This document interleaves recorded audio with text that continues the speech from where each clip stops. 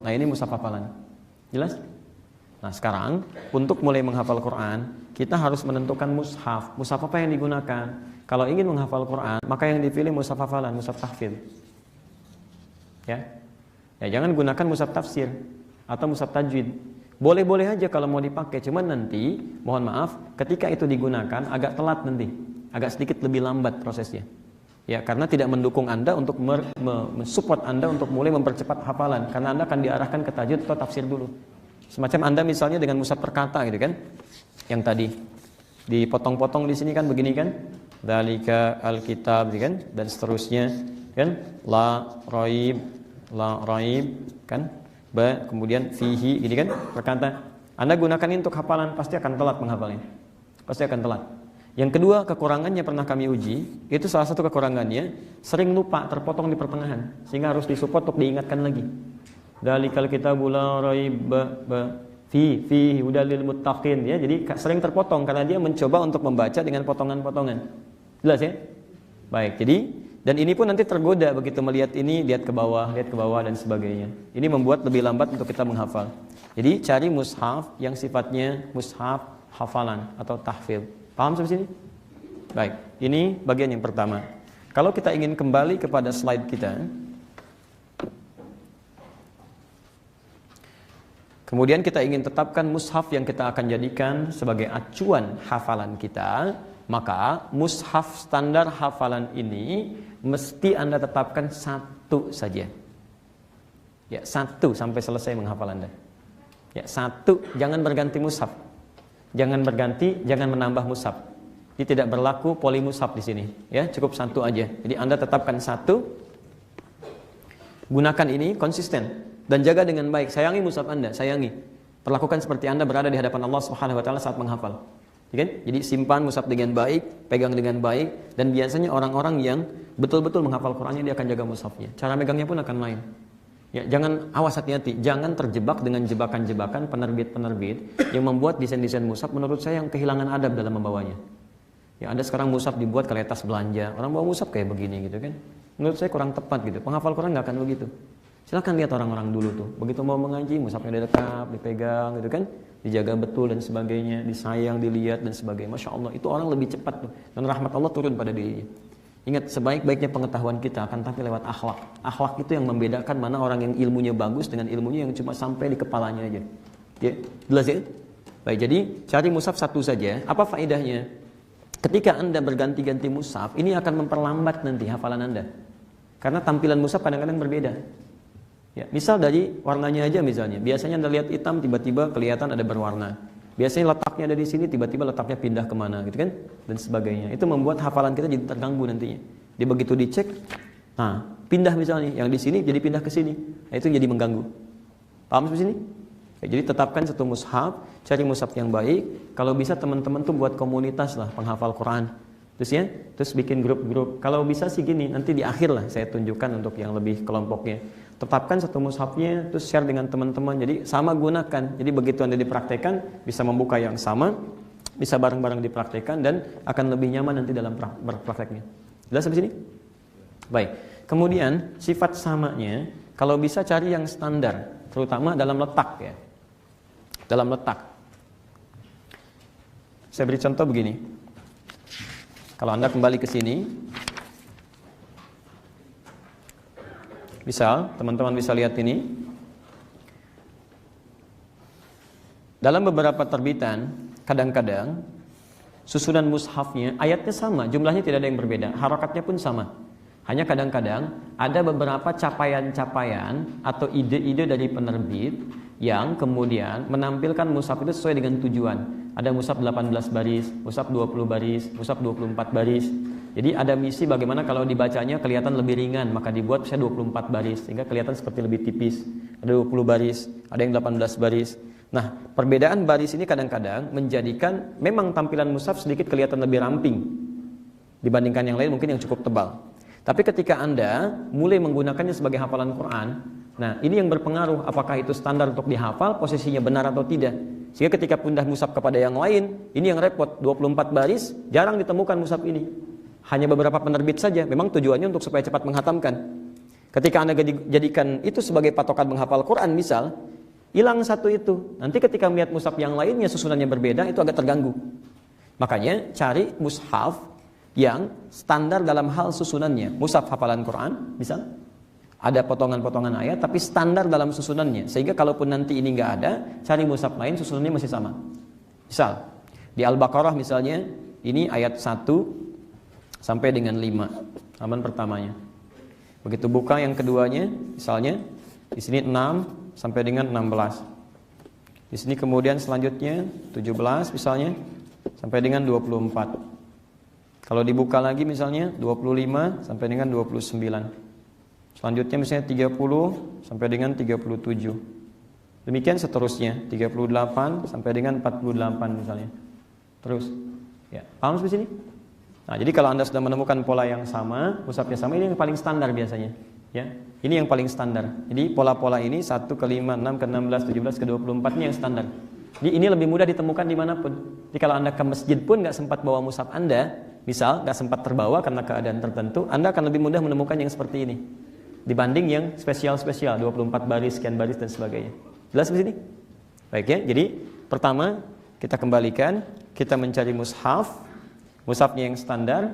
Standar pertama cari yang sifatnya hafalan. Standar yang kedua cari yang susunannya cukup standar, dipandang standar dengan urutan-urutan yang tadi saya sebutkan.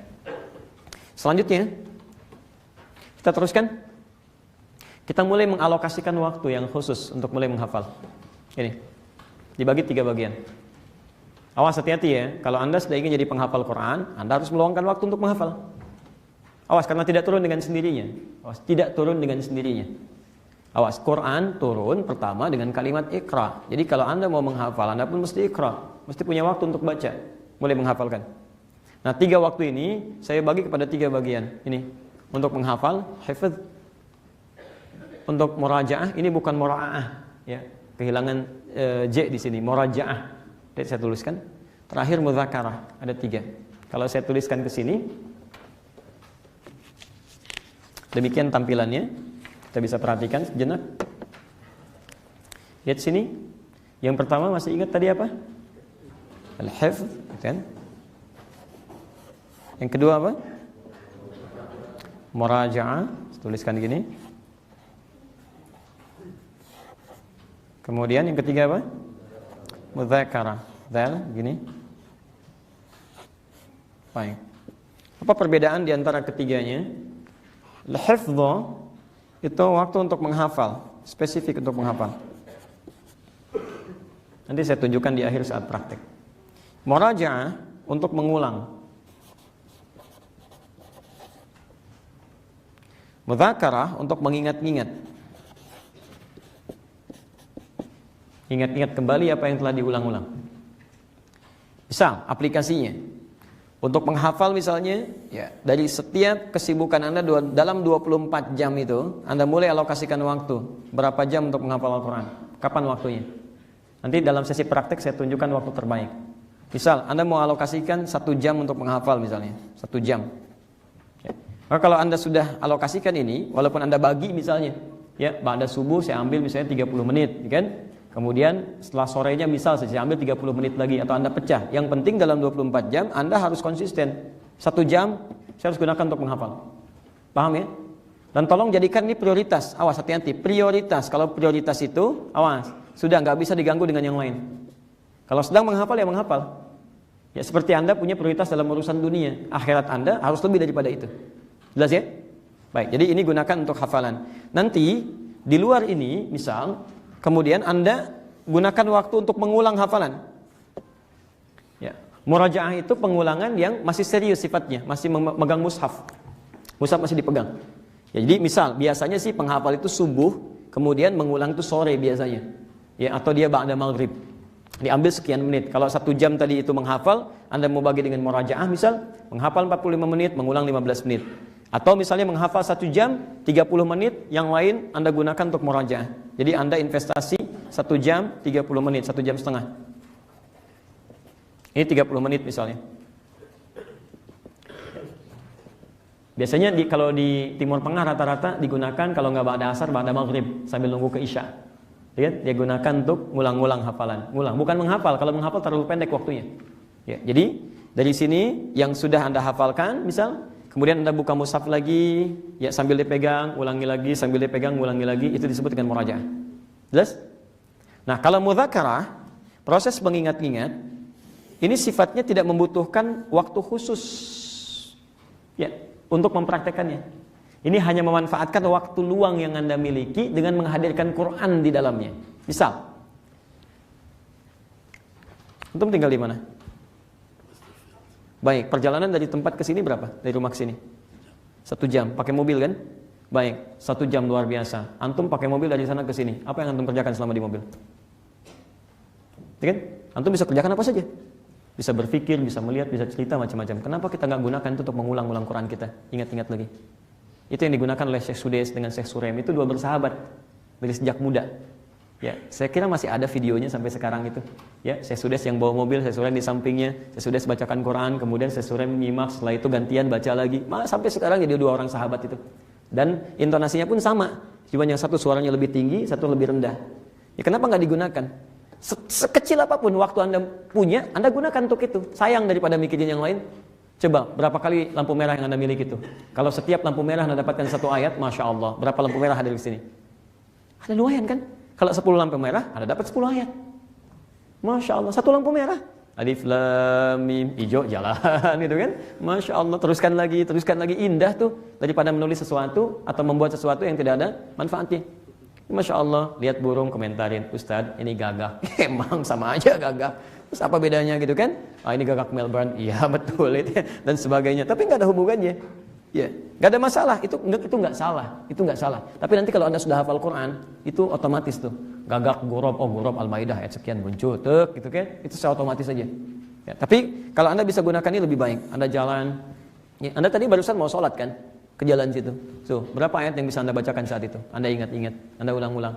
Ya, kalau di luar tidak ada yang terlalu penting misalnya, Anda nggak diajak ngobrol dengan teman, Anda bisa jalan sendirian, daripada Anda jalan nggak jelas, lebih Anda ngulang-ngulang hafalan Quran sambil jalan, manfaatnya banyak. Itu yang disebut dengan mudzakarah. Anda bisa lakukan di kereta, di tram, ya, bahkan di bus dan sebagainya. Itu yang disebut dengan mudzakarah. Ya. Dan kalau mau cepat nanti ini proses untuk mudzakarah ini, kalau bisa misalnya Anda keluarkan ayat-ayat yang terkait dengan aktivitas kehidupan Anda. Ya, yang di udara, pilot, keluarkan ayat-ayat tentang angkasa dan sebagainya, sehingga ketika Anda berada di atas, hadirkan. Yang di laut, keluarkan ayat-ayat tentang laut dan sebagainya. Ketika Anda melihat ikan, keluar ayatnya. Ketika melihat kapal lain, keluar ayatnya. Dan sebagainya, itu indah. Ada semua. Ada darat, laut, udara, ada semua. Kan? Masya Allah. Jelas ya? Ustaz, kalau saya sedang masak, apa ayatnya? Ada. Al-Baqarah, dari ayat ke-61 ada. Di situ ada disebutkan ketimun, ada. Ya, ada di situ bawang juga disebutkan, ada. Ya. Wa fumiha wa basoliha wa adasiha. Ada semuanya di situ ya, silakan. Baik, teruskan. Paham sampai sini? Baik, jadi kita sudah punya alokasi waktu untuk menghafal, untuk mengulang plus mengingat-ingat. Tapi kita mesti konsisten. Anda jangan kehilangan konsistensi. Ingat, Anda dipertaruhkan surga kita di situ adanya. Kemuliaan kita di situ. Ya, jadi kalau Anda sedang tidak konsisten, coba tunjuk pada diri Anda. Ya, ingat betul ini ya, ingat betul ini. Kita itu makhluk mulia. Quran surah 17 ayat 70, posisi paling kanan di pertengahan. Walaqad karramna bani Adam. Saya sudah muliakan, kata Allah, semua anak keturunan Adam. Wa hamalnahum fil barri wal bahri. Kami jadikan mereka punya aktivitas daratan di lautan. Oke? Yang umum, normal dijalani. Lihat kalimatnya. Yang paling indah ujungnya, wa faddalnahum ala katsirin mimman khalaqna tafdila. Dan kami muliakan dia lebih daripada makhluk yang lainnya. Jadi teman-teman kita itu makhluk mulia. Jadi kalau kita sedang keluar mengerjakan hal-hal yang tidak baik, berarti kita sedang keluar dari kemuliaan hidup kita. Dan Anda sedang merendahkan diri Anda di hadapan Allah Subhanahu wa taala. Dan orang paling mulia itu adalah orang yang mulai menghafal Quran dan mau mengajarkannya. Khairukum man ta'allamal Qur'ana wa 'allama. Jadi ketika Anda sedang mulai mau belajar Al-Quran, menghafalkannya, Allah ingin naikkan kita pada tingkat tertinggi dari kemuliaan kita. Itu poinnya. Jadi kalau Anda sedang rendah-rendah, sedang malas, sedang gak konsisten, hadirkan pada diri kita. Apa Allah sudah angkat saya, kenapa saya rendahkan diri saya? Ayo, konsisten. Ya, ada guru, mesti ada guru. Gak bisa kalau gak ada guru. Ya, karena Quran itu bukan rekayasa, bukan karangan Nabi Muhammad SAW. Itu firman Allah Subhanahu Wa Taala. Karena Quran itu firman Allah, maka dalam membacanya pun Nabi pun langsung dibimbing oleh Allah. Ya, ada melalui malaikat dan sebagainya. Jadi nggak bisa Nabi bacakan sendiri, bahkan dibimbing langsung oleh ya satu sosok yang ditetapkan oleh Allah Subhanahu wa taala. Saya beri contoh sini misalnya. Saya tuliskan. Mohon izin, Mas. Ya. Saya ingat ya, saya tuliskan kalimat ini. Ya, baca. Baca dengan baik. Ayo, angkat tangannya. Angkat tangannya. Baca, Pak. Hah? Alif lam mim. Lebih baik lagi. Alif lam mim. Lebih baik lagi.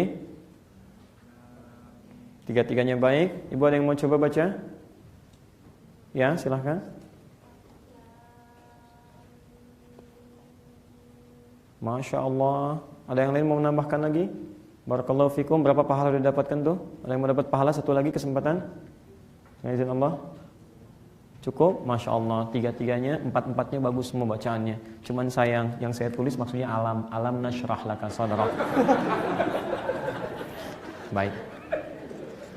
Ya, tinggal apa? Sudah dapat pahalanya. Allah sudah menulis berdasarkan apa yang kita niatkan insya Allah. Cuman yang saya maksud bukan alif lam mim. Alam nashrah laka sadrak. Tahu dari mana ini alam, yang itu alif lam mim? Kalau nggak ada guru, nggak bisa kemudian kita praktekkan. Kalau semua ayat Quran itu rekayasa Nabi Muhammad SAW, tentu semua model begini dibacanya akan sama semua. Tapi bagaimana yang satu jadi alif lam mim, satu jadi alam? Ya, karena Nabi dibimbing bacaannya. Dibimbing bacaannya. Itu banyak sekali sigot dalam Al-Quran, uslub atau turunan kata di Quran menunjukkan bahwa ini memang benar, bukan karya manusia biasa. Manusia luar biasa pun gak bisa bikin, karena memang bukan karya manusia. Ini firman Allah Subhanahu wa taala. Coba lihat sini. Apa lawan dari tambah? Kurang. Itu pikiran manusia. Saya bacakan Quran surah 14 ayat 7 Ibrahim. La in syakartum la azidannakum. Kalau Anda syukur, saya tambah kata Allah. Wa la in kafartum inna adzabi lasyadid. Lihat, lawan syukur itu kufur. Tapi kalau kamu kufur, kalau pikiran manusia, pasti saya kurangi. La anqusannakum. Tapi di sini tidak berlaku. Inna adzabi lasyadid. Mustahil, kalau logika manusia nggak akan seperti itu. Jelas ya? Baik, jadi kita memiliki guru, ditentukan teman-teman bikin komunitasnya, ada gurunya untuk bimbing kita. Kalau belum menemukan, sekarang alhamdulillah perangkatnya cukup banyak, cari perangkat terbaik. Ya, ada Murattal, ya kan? Bahkan ada YouTube sekarang, ya lebih memberikan kemudahan lagi. Ada kemudian Murattal yang bisa Anda kumpulkan, dan Qur'annya juga banyak, Masya Allah. Ya, ada misalnya Syekh Sudais, ada Syekh Suraim, ada Syekh Mishari Rasid, ada Syekh Abdurrahman Al-Ausi, sekarang macam-macam. Ya, kalau saya sarankan ambil masyayikh-masyayikh yang memang sudah mutqin dulu. Ya, sudah mutqin dulu. Ya, sekarang kan banyak tokoh-tokoh ya yang muda-muda dan sebagainya. Dan semoga Allah berikan pahala untuk mereka semua. Tapi kalau Anda ingin belajar dengan bacaan yang baik, ya, maka cari acuan-acuan syekh-syekh yang bacaannya sudah mutqin. Anda tetapkan dulu. Kalau saya boleh sarankan, Anda ambil yang pertengahan dulu, teman-teman. Dalam ukuran panjang pendeknya, ya, dan makhrajnya. Jadi jangan ambil yang bacaan cepat dulu. Ya, bacaan cepat, karena kadang-kadang rekaman-rekaman yang muncul yang kemudian kita jadikan acuan dalam pelajaran kita itu macam-macam sifatnya. Seperti bacaan Syekh Sudais misalnya, ya, Abdurrahman As-Sudais. Saya bertemu beliau tahun 2002, alhamdulillah. Ya, Masya Allah, orang yang baik sekali, lembut ya. Syekh Abdurrahman As-Sudais. Itu Anda mesti bedakan antara bacaan beliau sebelum tahun 2000-an atau sampai awal tahun 2000-an dengan bacaan beliau di atas tahun 2000-an sampai yang ke sekarang. Itu berbeda. Berbeda. Terlebih ketika beliau diangkat sebagai Khadimul Haramain Asy-Syarifain. Ketika diangkat jadi ketua dewan masjid, Masjidil Haram dan Masjid An-Nabawi. Ya, silakan Anda cek. Pasti akan Anda temukan yang berbeda. Kalau di awal-awal masa itu beliau gunakan majaiz munfasilnya sampai 4 harakat. Ya. Quran surah kedua Al-Baqarah ayat yang keempat. وَالَّذِينَ يُؤْمِنُونَ بِمَا أُنزِلَ إِلَيْكَ وَمَا أُنزِلَ مِن قَبْلِكَ وَبِالْآخِرَةِ هُمْ يُوقِنُونَ. Sekarang beliau jadikan semua menjadi 2 harakat. 1 detik saja. وَالَّذِينَ يُؤْمِنُونَ بِمَا أُنزِلَ إِلَيْكَ وَمَا أُنزِلَ مِن قَبْلِكَ وَبِالْآخِرَةِ هُمْ يُوقِنُونَ. Misal, maka untuk pemula, Anda jangan ngambil yang cepat dulu, ambil yang pertengahan. Kalau mau sedikit lebih jelas, agak santai, misalnya ambil Syekh Mishari Rasid. Ya, itu misalnya lebih slow, lebih agak tenang, sehingga kita bisa pelajari pelan-pelan. Nanti kalau Anda belum temukan guru, jadi Anda bisa belajar dari situ. Yang penting ada yang bimbing supaya nggak salah baca. Ya, alaihi satu ayat dibaca alaihullah. Ya, ana ada yang panjang, ada yang pendek. Kapan dibaca panjang, kapan dibaca pendek, itu berbeda. Baik, jadi carikan guru. Kalau tidak ada sementara waktu berpedoman pada ini, nanti ditahsin. Ya, setelah ada guru-guru yang baik, coba Anda tunjukkan hafalan Anda dan nanti di situ akan dibantu insyaallah. Intinya mesti ada pembimbing. Paham sampai sini? Baik. Teruskan. Ini meluruskan niat, ini yang paling penting. Ya. Jadi ingat tadi, event itu tolong hindari, walaupun kalau salah sih enggak, tapi kalau saya cenderung menganjurkan dihindari niat-niat hanya untuk sekedar jadi hafidh gitu kan dan sebagainya. Sudah, yang penting lillah. Saya ingin karena Allah, saya ingin perbaiki diri saya. Ya. Ini yang jarang sekali saat-saat ini bisa dikerjakan. Usahakan, mohon kemudahan dan keberkahan. Jadi setiap akan menghafal dan setelah menghafal, saya sarankan sebelum menghafal, minta kepada Allah untuk dimudahkan menghafal. Setelah menghafal, jangan langsung tutup mushafnya. Selesai, berdoa kepada Allah, minta dikuatkan hafalannya, supaya bisa Anda bawa menghadap pada Allah Subhanahu wa Ta'ala. Sudah sampai sini? Baik. Dan tolong kalau berdoa, cari bahasa yang menyentuh ya. Cari bahasa yang menyentuh. Saya kasih contoh misal. Ini yang ada di Quran aja. Quran surah ke-3 ayat 38, doa Nabi Zakaria. Turunannya ada di Quran surah ke-19 ayat 2 sampai ayat 11. Ini posisi kanan sebelah atas, ini paling kanan atas sampai ke bawah.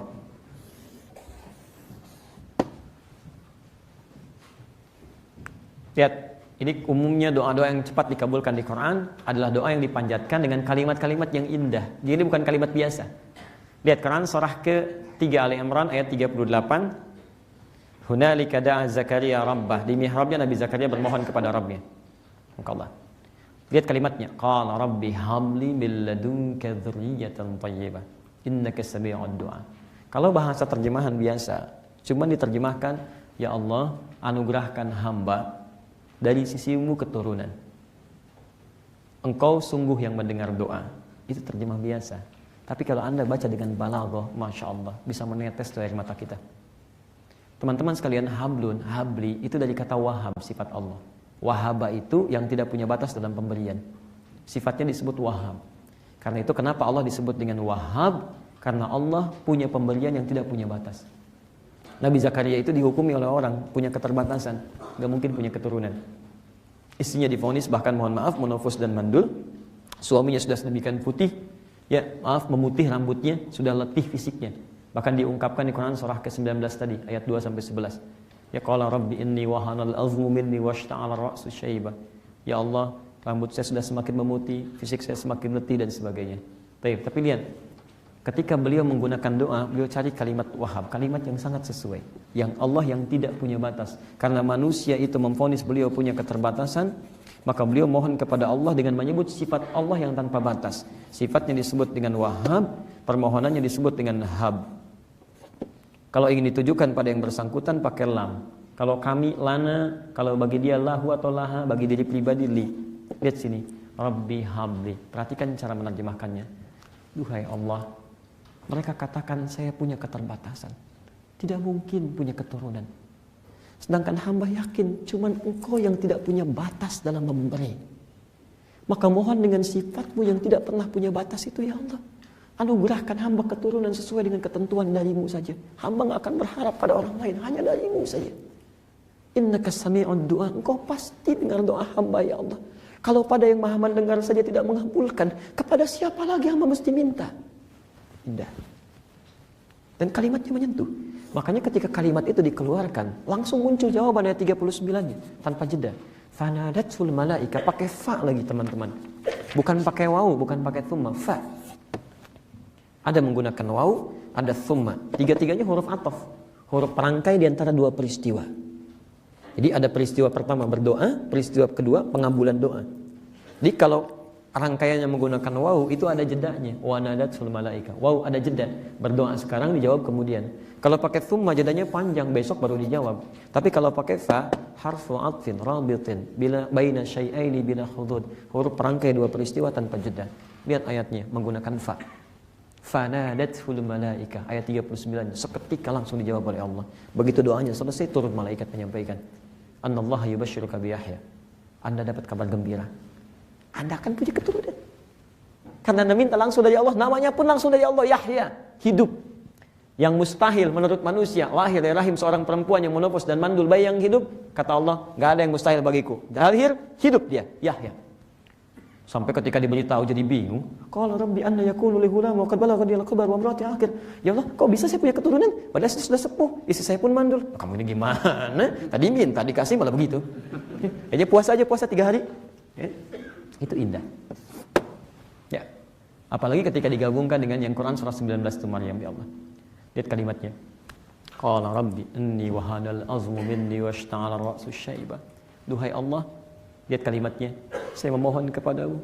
Sampai sekarang rambut saya sudah memutih, fisik saya sudah letih. Walam akum bidu'aika rabbi syaqiyya. Tapi dari dulu, sejak rambut ini masih hitam, fisik masih kuat, saya enggak pernah putus asa berdoa kepadamu. Lihat dalam kalimat bebasnya. Ya Allah, saya sangat yakin denganmu. Engkau pasti berikan kepada saya. Dari sejak saya muda sampai sekarang beruban dan letih pun, saya tidak pernah mengurangi keyakinan saya kepadamu. Kalau dengan semua keyakinan ini sampai fisik letih, rambut memutih, belum juga engkau kabulkan, sampai kapanpun akan selalu percaya saya kepadamu. Kalimat menyentuh. Anda bawa manhaj ini, terapkan kepada doa Anda. Wahai Allah, Kau anugerahkan saya usia 60 tahun, rambut semakin memutih, fisik semakin letih. Tapi sampai saat ini saya belum sanggup dan belum mampu ya Allah menghafal Quran. Sedangkan anak yang 6 tahun dalam keadaan yang cukup mudah telah Engkau berikan anugerah. Mohon ya Allah, sebelum Engkau wafatkan saya, ya Allah, mohon beri kesempatan untuk menghafal 1 ayat saja, 1 juz saja, supaya ada yang bisa saya banggakan di hadapan-Mu ya Rabb. Minta, mohon ya Allah, sebelum Engkau wafatkan. Itu cukup menyentuh. Baru Anda ikhtiar. Dan setelah Anda selesai menghafal, kemudian Anda berdoa supaya hafalan Anda dikuatkan oleh Allah. Ya Allah, mohon jaga hamba dari maksiat ya Allah. Mohon jadikan Quran ini Engkau jaga sampai saya kembali kepadamu ya Rabb. Itu cepat. Itu doa yang salah satunya dipanjatkan oleh Mu'adz, anak usia 4 tahun yang matanya buta. Ketika dia mulai menghafal Quran, kemudian diantar oleh bapaknya menempuh jarak 20 km per jam dengan motor yang sudah dimodifikasi dashboardnya. Ya, kemudian terapkan mudzakarah di jalan, gak ada yang sia-sia. Bapaknya nyimpen potongan Quran, disimpan di dashboard, ditulis lagi, kemudian dibaca, Mu'adz bacakan di belakang. Terus gak ada yang sia-sia di jalan dan sebagainya. Tapi yang mau saya sampaikan, ketika dia sudah hafal Quran, bapaknya yang ngantar tidak hafal, anak yang diantar yang buta hafal. Tapi bapaknya dapat investasi besar di situ. Ya, terus mengalir pahala untuknya. Tiba-tiba kisahnya viral di Middle East, di Timur Tengah, menyebar sampai datang reporter dari Kuwait datang ke situ, kemudian mulai melakukan wawancara. Ini yang paling indah. Lihat kalimatnya, ya Syekh Mu'adz, ya Syekh Mu'adz. Masya Allah, untuk penghargaan kepada yang dipanggil Syekh Mu'adz. Apa motivasi Anda mau menghafal Quran ini? Kalau Anda diperkenankan oleh Allah untuk bermohon dan dikabulkan doa Anda, maka apa yang mau Anda minta? Dikira reporter ini, dia akan memohon kepada Allah seperti doanya ibunda Imam Al-Bukhari yang meminta anaknya supaya kembali melihat. Karena Al-Bukhari itu dulu divonis buta permanen. Ya, nanti lain waktu lah, besok mungkin pas kajian Muslimah saya ceritakan. Nanti yang belum, teman-teman buka Fathul Bari di jilid pertama, kalau yang warnanya biru dongker, kitab aslinya halaman 634, posisi paling kiri, paragraf ketiga, baris 1 sampai 9. Ya, tapi kalau yang terjemahan sesuaikan aja. Saya lihat di Westall itu ada Fathul Bari yang terjemahan, warnanya hijau, posisinya di rak paling depan, begitu masuk paling kiri, rak paling atas ada warna hijau sejajar dan masih bersih, rapi sesuai urutan. Tandanya belum ada yang buka. Baik. Ya, teman-teman, teruskan dulu ya. Oke. Ya, kenapa sampai situ ya? Oke, kita kembalikan dulu. Jadi Mu'adz itu ketika kemudian ditanya, apa sih motivasinya? Dikira reporter itu, dia akan berdoa seperti ibunda Al-Bukhari. Ternyata tidak. Lihat kalimatnya. Wallahi demi Allah. Kalau saya diperkenankan berdoa kepada Allah saat ini dan dikabulkan, wallahi sa'atlu wa rabbi, saya akan meminta kepada Rabbku, Tuhanku Allah, supaya tetap membutakan mata saya ini sampai dengan kiamat. Karena dengan buta ini saya bisa hafal Quran. Saya takut kalau saya bisa melihat lagi, saya takut mata saya akan melihat maksiat, dan dengan maksiat itu Quran saya akan hilang kembali. Terbayang enggak? Anak ini pengen tetap buta gitu. Saya takut kalau maksiat, saya bisa hilang lagi hafalan saya selama ini. Itu bisa Anda bawa, Anda terapkan setelah menghafal Quran. Anda hafal, ya Allah, mohon jaga saya dari maksiat, ya Allah. Saya tidak sanggup kalau kehilangan Quran ini, ya Allah. Mohon jaga, ya Allah. Berikan kekuatan kepada saya untuk bisa menjaga diri saya, sehingga bisa mempertahankan Quran sampai menghadap kepadamu. Yang kedua, silakan lihat. Ini yang paling indah. Wallahi, sa'ati rabbi yawmal qiyamati farda. Saya akan datang kepada Rabb saya di hari kiamat sendirian. Tangan saya gemetar, kaki saya gemetar. Ayah saya tidak menemani lagi. Ibu saya juga tidak menemani. Saudara saya tidak ada yang menemani. Dan akan saya katakan pada Allah pada saat itu, pada Rabb saya, Ya Rabb, Ya Rabb, Ya Allah, saya sedang berusaha menghafal Quran dalam keadaan mata saya buta sampai saya selesaikan hafalannya. Kalau sampai di masa ini engkau pandang belum cukup bekal saya untuk mengantarkan ke surga meraih ridhamu, maka mohon kurangi siksa saya di neraka dengan Quran yang telah saya hafalkan ini. Di anak usia 4 tahun, mata buta, belum berlaku taklif, dia belum balik, sudah mulai menyiapkan bekal untuk menuju kepada Rabbnya. Dan dia sadar kapanpun dia bisa wafat. Tapi Masya Allah, dia masih merasa belum cukup bekalnya walaupun sudah menghafal Qurannya. Maka itu yang kita jadikan motivasi teman-teman. Kita hadirkan. Jadi sebelum Anda menghafal, minta, ya Allah, Engkau telah berikan waktu yang cukup panjang bagi saya hidup. Tapi saya tidak tahu berapa maksiat yang sudah saya kumpulkan. Mohon beri kesempatan, ya Allah, ampuni dosa saya, ya Allah. Berikan saya kesempatan untuk menghafal Quran yang setiap hurufnya bisa menggugurkan dosa saya. Minta. Mohon. Nah, ini minta. Setelah Anda hafal, minta dijaga dari maksiat. Ini cepat. Insya Allah.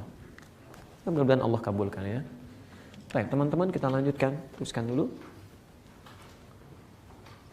Ya, kalau bukan sekarang, kapan kita mulai lagi kan? Orang sudah berlomba 4 tahun, 5 tahun, 6 tahun. Kita dengan teman-teman, Anda bisa tanya, ada Pak Kikik dengan kita di sini. Kita yang delegasikan beliau untuk koordinasikan untuk sekolahnya. Itu Masya Allah.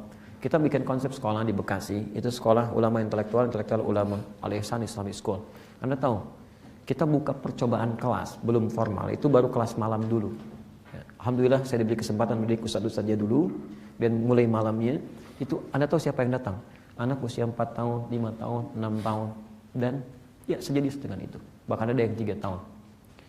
Masya Allah, azan maghrib itu jam 6. Dia setengah 6. Anak-anak itu sudah bawa tas yang lebih berat daripada batannya. Datang ke masjid. Datang. Apa yang mereka kerjakan? Ya bukan 1-2 orang. 40, 50, 60, 70 orang datang ke situ. Anda tahu apa yang terjadi? Mereka sholat berjamaah di saf mereka, karena kita itu mengajarkan dulu mereka bagaimana adab masjid. Mulanya kita jadikan mereka cinta dengan masjid. Silakan, ayo masuk masjid bebas. Kita lihat, oh ternyata masih ada yang masuk dengan kaki kiri masuk ke masjid, di masjid begini. Lalu diajarkan kisah tentang masjid, bagaimana beradab, dikasih safnya. Jadi ketika mereka sholat pun mereka sudah tahu hukum masjid. Ya antum jangan cegah orang anak-anak ke masjid, jangan. Itu indah. Itu indah, biarkan mereka ke masjid. Tapi tolong orang tua kenalkan tentang hukum masjid. Bisa sebelum waktunya sholat Anda kenalkan begini-begini, sehingga mereka mencintai masjid dengan adabnya. Dengan adabnya. Maka yang mau saya sampaikan, mereka sholat berjamaah, mereka menghafal Quran setelah sholat maghrib, setelah itu isya berjamaah lagi, setelah itu selesai isya mereka ulangi hafalan lagi, ada yang belajar sirah dan sebagainya. 8:30 baru pulang ke rumah, istirahat langsung tidur. Bahkan saking cintanya dengan masjid, PR mereka pun dibawa ke masjid. Yang ada PR bukan jadi alasan untuk ke masjid, dibawa ke masjid kerjain PR-nya. Ustaz dampingi, berikan kalau di masjid insya Allah cepat selesai, kalau di masjid nyaman dan sebagainya, hadir semua di situ. Yang mau saya sampaikan, anak 4 tahun, 5 tahun, 6 tahun, bahkan 3 tahun datang ke masjid 30 menit sebelum ada maghrib. Salatnya berjamaah, pasca salat menghafal Quran, isya berjamaah, selesai isya masih murajaah. Antum dikasih 30 tahun, 40 tahun, 50 tahun, silahkan cek. Jangankan setelah qomat pun antum belum juga tergerak untuk menunaikan salat ke masjid. Apakah setelah salat antum kemudian bisa menghafal Quran? Apakah isya ke masjid lagi? Apakah ba'da isya antum murajaah lagi? Kalau antum belum bisa mengerjakan itu, atau satu dari variabel tadi antum belum kerjakan, antum kalah sama anak usia 3 tahun, 4 tahun, 5 tahun. Dan berita yang penting antum ketahui sekarang, anak 3 tahun belum ada taklif untuknya. Hisabnya sangat ringan, bahkan mungkin gak ada hisab untuknya. Hati-hati. Tapi antum 30 tahun, 40 tahun, 60 tahun, saya, Anda, kita, itu sudah jelas hisabnya. Jadi kalau kita gak boleh sekarang, ketinggalan kita teman. Coba cek, dan di mana anak-anak kita? Anak yang sudah dititipkan oleh Allah, anak-anak keturunan dan sebagainya, hati-hati. Jadikan investasi. Kalau cuma urusan dunia, telat. Telat, non muslim sudah jadi jagoan. Anak-anak pengen jadi juara matematika, nggak dilarang. Tapi orang lain sudah jadi juara olimpiade. Kita butuh lebih daripada itu. Juara olimpiade, penghafal Quran, ahli akhirat, banggakan di akhirat nanti. Kalau sekarang cuma disebut dia juara ini, orang dunia yang tahu. Tidakkah kita bangga ketika di akhirat seluruh penduduk langit dan bumi menyebut Anda? Ya, sekarang mulai dengan metode. Ini bagian terakhir. Ya, kita cuma punya 1 jam, tersisa 6 menit lagi. Nanti mudah-mudahan 6 menit ini selesai dan selebihnya saya minta sedikit tambahan waktu untuk praktek ya. Boleh? Ah, baik. Ini sampai jam berapa kita? Oke, baik. Silahkan sampai jam 7 ya. Saya 2:30 pulang, Anda sampai jam 7. Ya. Kita mulai ini. Mulai sebelum atau setelah subuh. Ya, ini kaidah pertama. Nanti saya bikin bagan ini untuk percepat saja. Ini dari Qur'annya langsung. Qur'annya langsung, bukan dari saya. Saya nggak nemuin apapun. Yang kita tangkap. Yang terbaik menghafal itu sebelum atau setelah salat subuh. Dalilnya Quran surah 81. At-Takwir ayat 18. Was-subhi idza tanaffas. Allah berjanji dan demi waktu subuh, Masya Allah, indah. Dan demi waktu subuh, idza tanaffas was-subhi. Idza tanaffas. Ini sumpah loh, wawunya qasam di sini. Sumpah. Dan Allah bersumpah demi waktu subuh, idza tanaffas. Ya, tanaffas itu dari kata nafasa. Satu aktivitas yang bisa menghirup yang baik-baik, mengeluarkan yang tidak baik, ya gitu kan? Kalau kita menghirupkan oksigen, mengeluarkan karbon dioksida. Bukankah teman-teman sekalian pada saat waktu subuh yang keluar itu oksigen? Gitu kan? Malam kan kebalik ya. Tumbuh-tumbuhan menyerap apa? Oksigen, mengeluarkan karbon dioksida. Tapi subuh kan kebalikannya kan? Masya Allah, lihat. Makanya langit pun, matahari pun tanafas, subuh tanafas. Dia mulai bergerak, beraktivitas. Kapan matahari mulai terbit? Bukankah subuh? Makanya subuh disebut dengan fajar. Ingat, ada fajar, ada fujur, itu beda. Kalau fajar itu pancaran kebaikan. Cahaya yang nampak dari sumbernya, fajar. Kenapa disebut waktu fajar? Karena itu matahari mulai memancar, memberikan hal-hal yang baik dalam kehidupan. Di setiap yang baik itu fajar, infajar. Quran surah kedua ayat ke-60. Posisi paling kanan, pertengahan agak sedikit ke atas. Ya, lihat kalimatnya, wa idzis tasqa Musa liqaumihi faqul nadrib bi'asakal hajar fanfajar. Fajar. Fanfajarat minhu 12 'aina. Ingatlah ketika umatnya Musa meminta kepada Musa diberikan air, mereka memohon, maka Allah firmankan, Musa pukulkan tongkatmu ke batu. Tongkat Musa terbuat dari apa? Tahu dari mana? Aso. Ya, lihat di aso itu tongkat kayu. Baik, batu terbuat dari apa? Hajar, batu. Batu terbuat dari apa? Hajar. Hajar itu apa? Batu. Baik, kayu dengan batu kuat mana? Batu. Cuman Musa, Masya Allah, tongkat kayu dipukulkan ke batu. Keluar 12 mata air. Ketika keluar bahasanya fajar, infajar. Keluar dari sumber yang baik, yang indah. Fajar, bagus, ada pancaran di situ. Tongkat kayu dipukulkan ke batu, keluar 12 mata air. Tongkatnya Musa. Tongkat antum dari emas, pukulkan ke batu, keluar 12 air mata. Di poinnya ketika fajar disebutkan, lihat, fajar disebutkan itu tanafas, semua bergerak. Matahari bergerak, subuh, makanya disebut dengan fajar. Tumbuhan mengeluarkan oksigen yang bagus-bagus, subuh dan sebagainya. Maka di waktu-waktu ini, kalau semua pergerakan dikeluarkan, maka kalimatnya dirubah dari nafas jadi tanafas. Waktu yang terbaik untuk beraktivitas itu salah satunya subuh. Jadi kalau Anda bisa kerjakan ba'da subuh, misalnya ambil waktu untuk menghafal, kalau enggak dapat itu misalnya setelah tahajud sebelum menjelang subuh, Anda boleh keluarkan. Dari mana taunya? Setelah selesai tahajud sebelum subuh, ditafsir lagi di Quran surah ke-17 ayat 82. Posisi paling kiri sebelah pertengahan. Tahajudnya di Quran surah ke-17 ayat 79 sampai dengan 81. Di sini bacaan Qur'annya di Quran surah 17 ayat ke-82. Jadi terangkai persis bersamaan. Silahkan cek. Ayat 82, wa nunazzilu minal Qur'ani ma huwa shifaa'un wa rahmatul lil mu'minin. Ada ayatnya? Silahkan cek. Begitu selesai tahajud, langsung bersambung dengan Quran. Ya. Siapa yang bisa berinteraksi dengan Quran? Di situ ada ayat-ayat yang bisa memberikan rahmat, bisa menjadi obat. Makanya orang yang cenderung baca Quran itu jadi obat bagi dirinya, tenang, nyaman, ada kedamaian. Nggak percaya silahkan. Begitu Anda selesai tahajud, mulai baca Quran, ada ketenangan tersendiri. Tapi yang mau saya sampaikan terkait hafalan, waktu isyarat Quran, waktu untuk menghafal sebelum subuh atau setelah subuh itu lebih cepat, lebih efektif digunakan untuk menghafal dibandingkan waktu selainnya. Kalau Anda tidak percaya silakan, mulai malam ini menjelang subuh misalnya, ya, atau ambil setelah subuh misalnya, Anda menghafal Quran. Lalu Anda coba siangnya juga menghafal, Anda bandingkan. Saya akan katakan, semua yang menghafal di waktu subuh akan lebih cepat hafal dibandingkan dengan yang menghafal siang. Karena memori kita sudah mulai banyak melakukan berbagai hal. Sudah ingat ini, ingat itu, dan sebagainya. Paham sampai sini? Baik. Bangun tidur masih kosong. Ya, hanya orang punya utang yang banyak pikiran.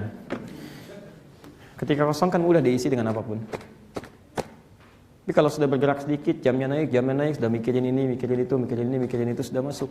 Jadi begitu Anda ingin mikirin Quran, ini sudah harus mengeluarkan yang ini dulu nih. Baru Qurannya masuk, ketutup yang lain, dan sebagainya. Jelas sampai sini? Oke. Ini satu. Kemudian yang selanjutnya, kita teruskan dulu, kita kembali ke PowerPoint dulu, teman-teman. Dan pemirsa dimanapun berada, kita coba hadirkan kembali ke sini. Ya, murajaah dalam salat sunnah.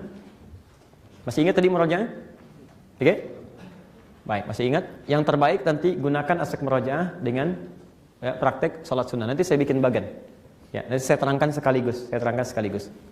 Murajaah sudah saya terangkan tadi, meluangkan waktu khusus untuk mengulang ayat yang sudah dihafal. Paling bagus itu dengan salat sunnah. Salat sunnah ada berapa? Banyak, paling gampang itu.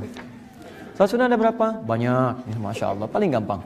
Pahala Quran, baca Quran seluruhnya berapa? Banyak, Masya Allah. Ini salat sunnah itu ada dua. Yang pertama rawatib, yang kedua mutlak.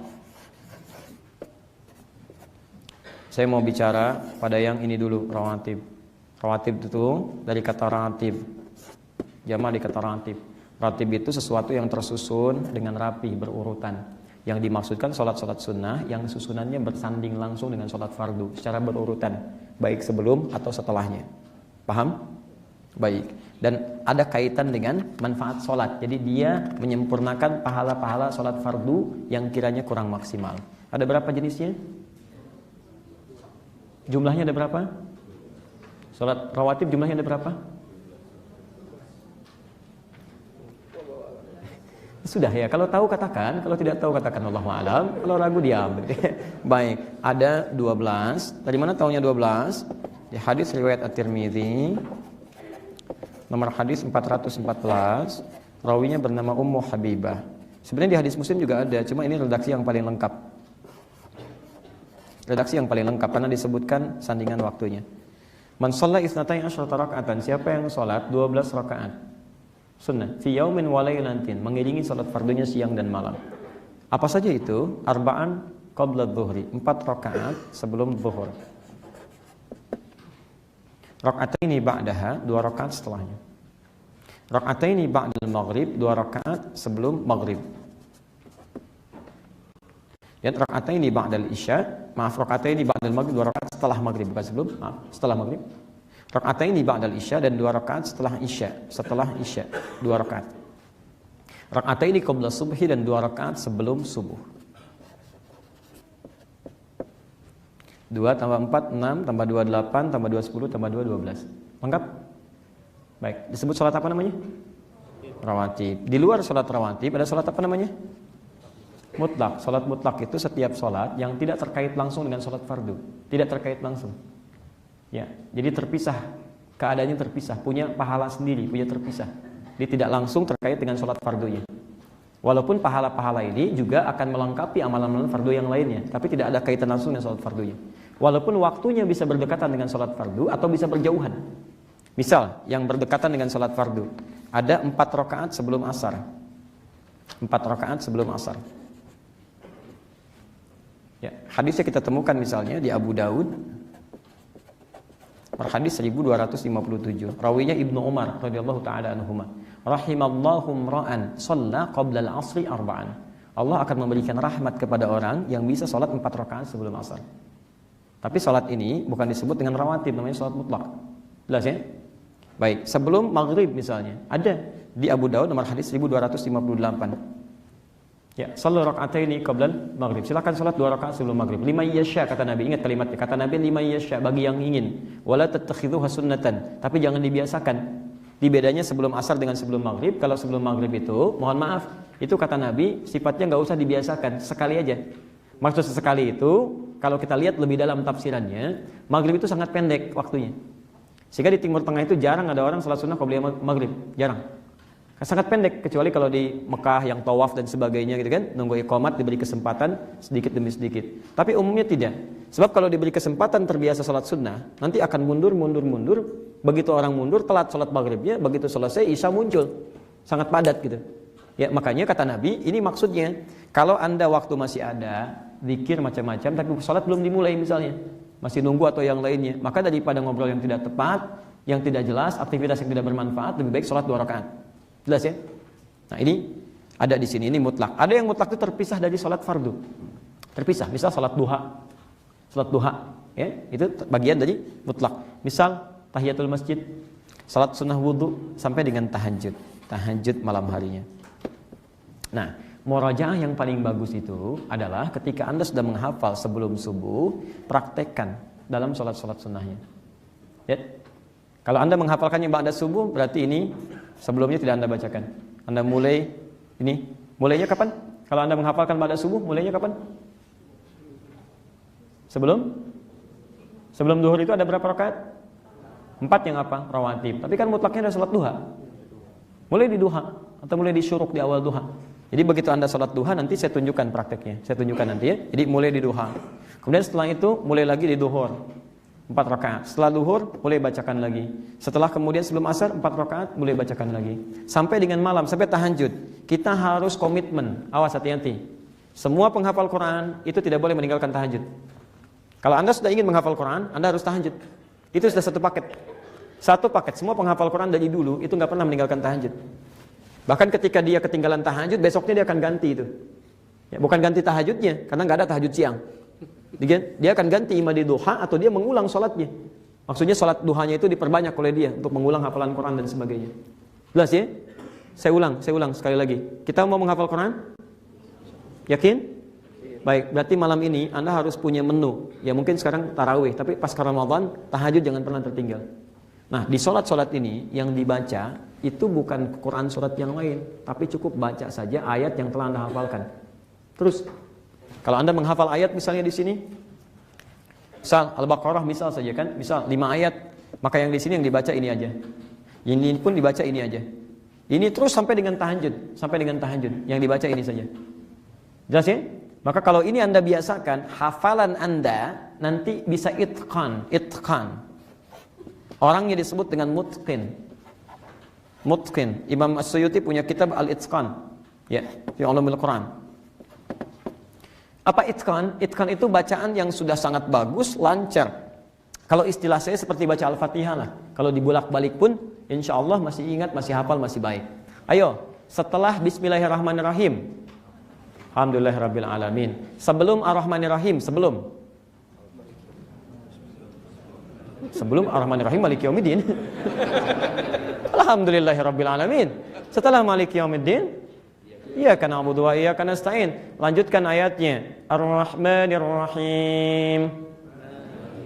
Baik, bacakan ayat sebelumnya. Alhamdulillahirabbil alamin. Masya Allah, itu itqan namanya. Jelas ya? Mau dibolak-balik pun sampai kiamat kurang 2 hari tetap insya Allah akan bisa. Itu itqan.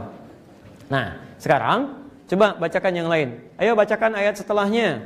Atamuruna an-nasa bil birri wa tansawna anfusakum wa antum tatluna al-kitab afala taqilun. Ayo, apa ayat setelahnya? Jangankan itqan, hafal aja belum. Nah, itu ya. Nah, itu atau wasta'inu bis-sabri. Itu belum itqan. Jadi itqan itu bacaan sudah baik, sudah bagus, kemudian kita bisa putar, bisa ulang-ulang. Jelas sampai sini? Baik. Jadi kalau nanti Anda sudah mau terapkan, pakai murojaah lewat sholat sunnah. Kalau sudah begitu, insya Allah hafalan kita akan kuat. Nanti saya simulasikan di akhir. Kita kembalikan dulu. Sempurnakan dalam tahajud. Ini tadi sudah saya turunkan. Ya. Kemudian mudzakarah dalam setiap waktu luang. Masih ingat tadi mudzakarah? Ya kan? Ada hifdzan, ada murajaah, ada mudzakarah. Di setiap menemukan waktu luang, sekarang jangan disia-siakan lagi. Ya, awas, ingat jangan bikin perbuatan yang sia-sia. Begitu ada luang, Anda boleh kuliah. Begitu waktunya luang, rehat misalnya, kalau nggak ada yang penting, buka mushaf, ulangi. Dan nggak usah kerjakan yang tidak bermanfaat, termasuk bikin status sedang murajaah Al-Quran. Masya Allah. Begitu diulang, nungguin komentar, gitu kan? Nggak ada kerjaan. Ya, ini menjadikan Jumat sebagai evaluasi. Jumat tidak menghafal. Jumat hari untuk mengulang. Jumat tidak menghafal. Jadi nanti menghafal itu nanti saya tunjukkan bagian setelah ini, mulai dari Sabtu sampai dengan Kamis. Jadi Jumat itu untuk berdoa aja. Jumat untuk berdoa. Biasanya kalau para penghafal Quran, kalau sudah tinggi tingkat hafalannya, dia akan mulai mengulang setiap hari. Sabtu 5 juz, 5 juz, 5 juz. Dia setiap sebelum sholat atau setelah sholat 1 juz. Subuh misalnya kan, kalau dibagi 2, setengah juz sebelum subuh, setelah subuh itu setengahnya lagi. Di ba'da zuhur 1 juz, asar 1 juz, maghrib 1 juz, isya 1 juz. Jadi sehari 5 juz. Subuh 5 juz, ahad 5 juz, Senin 5 juz, Selasa 5 juz, Rabu 5 juz, Kamis 5 juz. 30 juz. 5 kali 6, 30. Jumatnya tinggal berdoa. Begitu Jumat tinggal berdoa, memohon kepada Allah supaya diberkahi bacaan Qurannya, dikuatkan hafalannya, diberikan berkah dan sebagainya. Itu enak. Begitu Jumatan minta. Bukankah di Jumat doanya cepat dikabulkan? Dan tidak ada doa yang cepat didengar kecuali doa para penghafal Quran, salah satunya. Ya. Nah, teman-teman, berapapun yang dihafalkan, Jumat itu jangan menghafal, mengulang. Terus dan berdoa, untuk berdoa aja, berdoa. Nah ini bagannya. Ya, sudah siap? Belum? Balik lagi. Sudah siap? Kita mau simulasi, sudah siap? Baik, saya kesini ya. Baik, bismillah. Ayo, kita lihat dulu teori untuk simulasinya. Setelah itu nanti kita coba praktekkan. Ya. 1, mulai di hari Sabtu ya. Karena Jumat tadi kita tidak menghafal. Jumat untuk berdoa saja. Mengulang, terus berdoa. Lihat, mulai hari Sabtu, tolong mulai menghafal. Jangan terlalu banyak dulu. Saya ulang, jangan terlalu banyak dulu. Ingat, awas, setan itu ingat pesan saya dari awal tadi. Dia genius. Kadang-kadang mendorong kita untuk banyak-banyak dulu. Kamu itu hebat, hafalan kuat, apa aja bisa diingat. Ayo 20 ayat. Begitu 40, ngulang lagi dari awal, malas. Terlalu banyak. Hati-hati, kadang-kadang berhenti sampai situ. Jadi awas, hati-hati, kadang-kadang didorong supaya cepat, udah gitu berhenti total, tidak menghafal lagi. Maka mulai dengan 3 ayat dulu. Mulai 3 ayat dulu, dengan banyak-banyak. Setelah itu, dalam sholat duha praktekkan. Baik, bagaimana cara prakteknya? Kita lihat dulu, misal teman-teman sekalian, 3 ayat, Anda bagi 2. Misal rakaat pertama baca 2 ayat, rakaat kedua 1 ayat. Paham? Teruskan sampai ke zuhur demikian. Qabliyah zuhur, ba'diyah zuhur. Yang dibaca ini aja terus, nggak apa-apa. Jangan pikirkan bosan, yang penting benar dibaca. Yang kita butuhkan ayat itu terus diulang. Sehingga dengan terus diulang ada di memori kita, sampai ke jiwa kita. Temukan sampai ke tingkat kekhusyuan yang paling dalam, sampai merasakan keindahan ayatnya. Paham ya? Baik, jadi ketika Anda bacakan terus sampai tahajud ini, hari Ahad tambah 2 ayat. 3 tambah 2 berapa? 5, maka Anda mulai duha tambahkan 5. Rakaat pertama 3 ayat, rakaat kedua 2 ayat. Terus sampai tahajud. Jelas? Baik, kemudian hari Senin jangan menghafal, untuk mengulang aja. Ulangi, untuk mengulang, takrar. Untuk menajamkan hafalan kita. Jangan merasa cepat apa saya sudah hafal, pengen, tidak. Tetap seperti itu manhajnya. Ini baru yang kecil-kecil. Nanti supaya dibolak-balik pun tetap Anda sudah hafal. Dibolak-balik hafal, bolak-balik hafal. Ini ayatnya ini sebelumnya ini, setelahnya ini. Sampai Anda menguasai betul. Paham? Kemudian Selasa baru tambah 2 ayat. Berapa? 7. Maka dalam sholat Anda praktekkan. Ini rakaat pertama misal 4 ayat, kedua 3 ayat. Atau 5 ayat atau 2 ayat rakaat keduanya. Jelas? Sampai ke tahajud. Rabu tambah 2 ayat berapa? 9, Masya Allah. 9 ayat. Yuk mulai. Ya, praktekkan seperti rumus tadi. Rakaat pertama 5 ayat, kedua 4 ayat sampai tahajud. Jangan tinggalkan tahajud. Saya terus ulang tuh. Kemudian hari Kamis berapa ayat? 1 ayat. Tambahkan 1 ayat. 9 tambah 1? 10 ayat, Masya Allah. Matangkan 10 ayat. Kalau konsep hafalan Anda begini, terus Jumat Anda jangan hafalkan. Ulang. Jumat, terus berdoa kepada Allah. Jumat, Masya Allah. Kalau sudah seperti ini, kekuatan hafalan kita semakin kuat. Di dalam sepekan sampai dengan hari Sabtu berikutnya sudah hafal berapa ayat? Belum tentu. Ya. Nanti akan ada perjuangan melawan keyakinan, melawan ini, ada yang dikasih banyak pahala dulu oleh Allah dan sebagainya. Tapi poinnya, kalau Anda benar-benar serius, akan ada ayat Quran, akan ada perbedaan. Minimal akan ada ayat Quran di benak Anda dan menghujam ke jiwa Anda. Kalau benar-benar gak ada masalah, pernah bahkan ada yang 20 ayat. Ya, saya batasi 10, tiba-tiba datang bawa 20 ayat. Kan saya bilang, Pak, hafalkan 10 dulu. Tapi saya gak bisa berhenti, Pak. Bisa gak? Itu luar biasa. Dan dia mengalami apa yang saya alami dulu. Ayah saya meninggal tahun 97. Saya usia 13 tahun. Masuk ke junior high school di SMP. Ke Garut. Dan Masya Allah, kami 5 bersaudara, saya nomor 4. Dan beliau mengajar di musola yang sangat sederhana di desa kami. Kemudian setiap beliau mengajar, saya dibawa. Dan beliau mengajar, saya tidur. Ya, dan sekarang gantian, saya mengajar, beliau tidur. Setiap pulang, pasti diangkat, digendong. Dan dijaga betul di jalan, supaya sampai di kamar, saya tenang, meneruskan tidur. Saya tahu itu karena saya pernah pura-pura tidur. Supaya saya ingin tahu bagaimana ayah saya memperlakukan saya di jalan. Dijaga betul. Saya sampai kemudian ya, masuk kamar, istirahat tidur.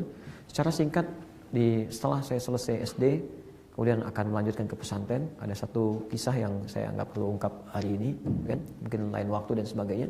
Ketika saya sampaikan, orang tua memutuskan untuk ke pesantren. Sudah. Padahal kami tadinya mau ke SMP tertentu, terus saya sudah di pesantren. Dipilihlah kemudian Garut untuk ke sana karena memadukan antara umum dengan agamanya. Lalu itu apa yang terjadi? Begitu mau berangkat, ayah saya yang berjuang tidak bisa mengantar. Maka ibu saya mengantar ke rumah sakit, ayah saya peluk saya. Ya, kemudian dia minta maaf. Maafkan, saya nggak bisa ngantar. Ya sudah komplikasi dan segalanya. Kemudian ya, saya tetap harus berangkat. Kita berpisah, ya saya peluk saya berangkat. 2 pekan kemudian, setelah saya di pesantren, tiba-tiba ada panggilan. Ya, panggilan. Kemudian saya diminta setelah masuk kelas supaya segera keluar, menghadap ke kantor. Kakak saya sudah menunggu. Saya tanya, bagaimana ayah? Beliau nggak jawab. Ya sudah, ayo. Kemudian sampai di Bandung, paman kami katakan nampaknya sudah nggak sempat melihat lagi. Oh ya sudah, berarti saya paham. Sudah nggak ada. Sudah meninggal dan saya tidak punya kesempatan melihat wajah ayah saya lagi. Karena maksudnya sudah dikuburkan, sudah selesai. Kita pulang sampai ke rumah, ternyata saya sampai rumah, proses sudah selesai, maghrib.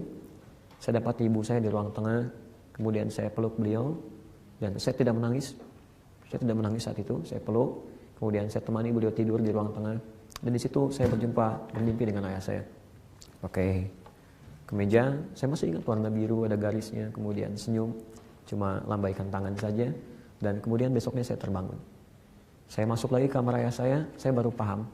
Ternyata kitab-kitab yang gak pernah saya ketahui sebelumnya, itu beliau sudah ajarkan dengan kalimat-kalimat. Ajarkan begini, ajarkan begitu, dan kitab itu yang saya temukan di pesantren. Ketika saya temukan semua itu lagi, saya baru paham. Kalau ayah saya mengajarkan sesuatu yang besar selama ini. Maka di situ saya merenung, saya menangis. Air mata saya keluar. Terus saya bangun bersaf. Ayah saya gak meninggalkan apapun, bahkan pakaiannya pun ya diambil oleh teman-temannya. Dan kami harus bagikan, gak ada masalah, kitabnya, pakaiannya dan sebagainya. Tapi mushaf itu saya bawa. Masih ingat mushafnya warna biru, Hasbi As-Siddiqi, ada terjemahannya. Profesor Hasbi As-Siddiqi, Masya Allah, rahimahullah. Terus saya masuk ke ruangan tengah. Ketika tidak ada siapapun di ruang tengah, saya menghadap ke arah kiblat, saya pegang mushaf itu. Saya kata, ya Allah, saya gak punya kesempatan untuk berbuat baik, berbakti pada ayah saya.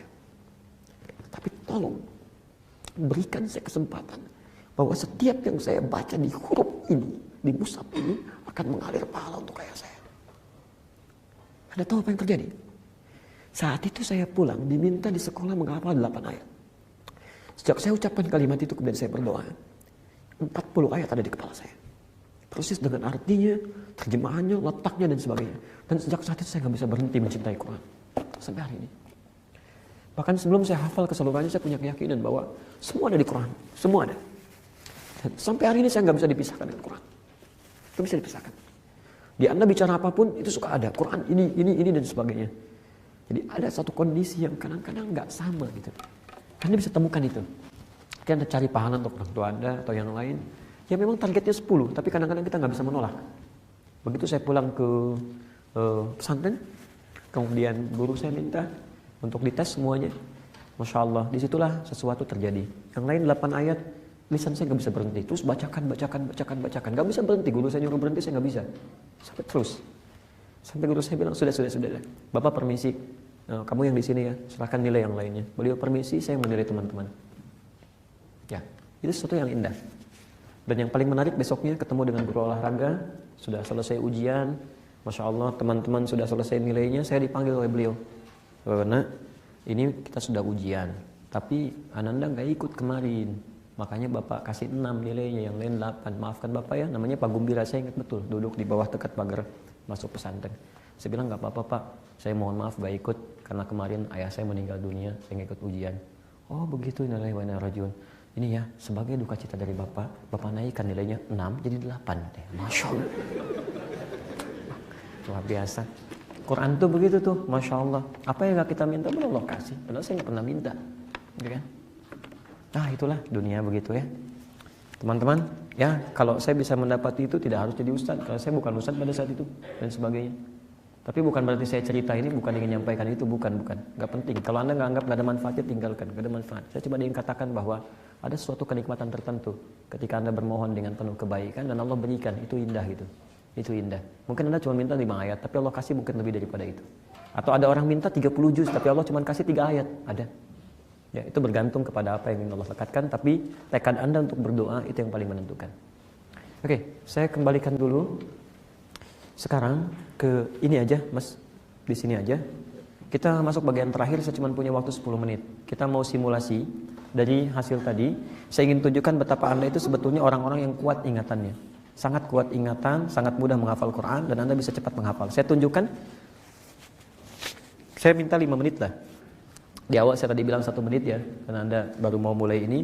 Batas maksimal 1-5 menit, kita lihat. Anda bisa menghafal 5 ayat. Insya Allah, bahkan dengan nomornya. Saya tunjukkan misalnya beberapa caranya. Lihat teman-teman sini, sudah siap? Bagus? Antum sehat? Banyak yang flu. Oke, lihat sini teman-teman, barakallahu fikum. Lihat sini ya. Saya mau tunjukkan sebentar bagaimana kita bisa menghafal ini dengan baik. Salah satunya, mungkin bisa berbeda pengalaman, terserah masing-masing. Lihat, saya tunjukkan dulu ya. 1, ayat pertama saya lingkari. Ayat kedua, ayat 3, 4, 5. Dah? Baik, saya ambil ini alif lam mim, tulis dulu. Ini dzalika. Dzalikal kitabu la raiba fihi hudal lil muttaqin. Ini alladzina. Ini walladzina, alladzina bil ghaib, ini walladzina yu'minuna bima unzila ilaik. Kemudian di sini ulaika. Ya, kamera bisa dibantu dihadapkan ke arah tulisan supaya pemirsa juga bisa menyimak. Baik, teman-teman perhatikan, lihat sini, kita coba ya. Baik, ada yang sudah hafal 5 ayat Al-Baqarah? Insyaallah. Baik, hafal dengan nomornya? Yang sudah hafal dengan nomornya, posisinya? Baik, belum ya? Sekarang kita lihat, kita jadikan teman-teman hafal bahkan dengan nomornya. Ya, kita punya waktu 5 menit dari sekarang. 22 berarti sampai ke 27. Saya ajarkan dulu caranya baru kita menghafal. Lihat caranya ya. Lihat caranya. Teman-teman sekalian, kalau ingin menghafal, tadi kan saya sebutkan halamannya ya. Halaman kan masih ingat? Nomor ini sampai sekian, masih ingat kan? Baik, sekarang lihat. Dalam Anda menghafal, Anda lihat dulu posisi yang pertama dengan yang paling akhir. Baik ya? Ayat nomor 1 apa? Alif lam mim. Yang terakhir apa? Ulaika. Saya ulang. 1 apa? 5 apa? 1. 5. Saya tutup. 1. 5. Baik, kemudian lihat yang mirip-mirip. Berarti di antara 1 dan 5 pasti 2, 3, 4 untuk mengetahui posisi nomor ayatnya. Lihat, yang paling mirip 3 dengan 4. Kalau 3 tidak menggunakan wawu, alladzina. Oke? 3 apa? Kalau 4 pakai wawu, tinggal tambah wawu, walladzina. Apa? Oke, 3 4. Baik, 3 4 1 5. Baik, tinggal nomor 2. Dzalika. Baik. Dzalika. Kita mulai hafalkan ya. Baik. Dihitung dari sekarang. 23 posisi mulai. Oke, pas 24. Oke, mulai. 1 apa? Alif lam mim. 2 apa? 3 apa? 4 apa? 5 apa? Baik. Sekarang perhatikan, kita mulai yang sama-sama. Baik. 1 2 3 4 5. Masya Allah. 5 4 3 2 1 3 2 dalika 1 5 4 3. Jangan dengarkan bisikan yang tidak jelas. 3. Ingat, 1 apa? 2 apa? Baik, alladzina. Baik, 3. Alladzina 5. 1 2 3 5. Ini merem masalahnya nggak lihat saya. 5. Baik, ulaika. Masya Allah, luar biasa tuh. Antum hafal dengan nomornya 1 menit. 1 menit. Baik, sekarang lihat. Ini apa? Bukan, ini 1. Masya Allah, luar biasa. Ketika Anda mulai melihat nomor yang terlihat oleh Anda Al-Quran. Ya, begitulah. Oke, ketika ditanya, Ustadz, berapa nomor ukuran sepatunya? Masya Allah, ya Bani Israel, Ustaz, anak berapa? Dalikal kitabul la raiba fihi hudal lil muttaqin. Masya Allah, istri berapa? Alif lam mim. Di mana nggak ada nomor? Semua ada nomor. Pintu masuk ini gedung nomor berapa? 80. Wa qalu lan tamassana an-naru illa ayyaman ma'dudah. Tingkat ke berapa? Walladzina yu'minuna bima unzila ilaik. Masya Allah, ada semua. Begitu Anda melihat nomor, kalender sana tanggal berapa? 12. Baik, itu muncul semua dan sebagainya. Itu indah gitu kan. Di setiap itu bisa Anda temukan. Nah, itu cuma singkat aja. Saya cuma ingin tunjukkan bahwa Anda sebenarnya kuat hafalannya. Bagus. Itu cuma nggak sampai 1 menit nomornya hafalnya. Tinggal nerusin aja ya kan. Cuman masalah nerusinnya itu yang kita butuh. Ya, makanya saya bikin mushafnya, bukan bikin mushaf sudah ada, cuma mengumpulkan metode. Kita bikin mushaf dengan penamaan at-taisir namanya. Taisir itu dari kalimat walaqad yassarnal qur'ana lidzikri fahal min mudzakir. Saya tidak tahu apakah stoknya masih ada atau enggak, karena buku-buku kami biasanya nggak pernah dijual. Ya, nggak pernah dijual. Saya biasanya cetak, ada rezeki kita cetak dan sebagainya, dan terus kita sebarkan. Ada yang mau wakaf. Jadi sifatnya wakaf. Jadi wakaf dari situ supaya pahalanya mengalir lebih. Kita berikan lagi, dia ada. Tujuannya apa? Mohon maaf, bisa saja dicetak di penerbit besar dan dibagikan, tidak. Tapi biasanya yang kita cetak itu ada yang untuk anak yatim, ada yang untuk janda-janda, ada yang untuk bangun sekolah, ada yang sebagian kita ambil untuk keperluan tertentu, nanti kita hadirkan lagi. Nah, saya mau cek dulu apakah stoknya masih ada atau enggak. Kalau nanti stoknya masih ada, saya nanti titipkan. Insya Allah Pak Kiki kesini lagi di bulan depan, nanti beliau insya Allah bawakan. Atau dari teman-teman juga bawa. Nanti insya Allah mudah-mudahan jumlahnya masih cukup untuk diberikan. Kalau misalnya berkurang, saya akan coba cetak kembali. Nanti kalau ada masa waktu, bisa dibawakan. Masuk mungkin buku-buku yang ada, nggak ada masalah, silakan. Ada buku yang lain, Anda mau kesini, hubungi aja staf saya. Nanti kalau ada, kita berikan. Saya jualan. Bukan untuk macam-macam, tidak. Saya mau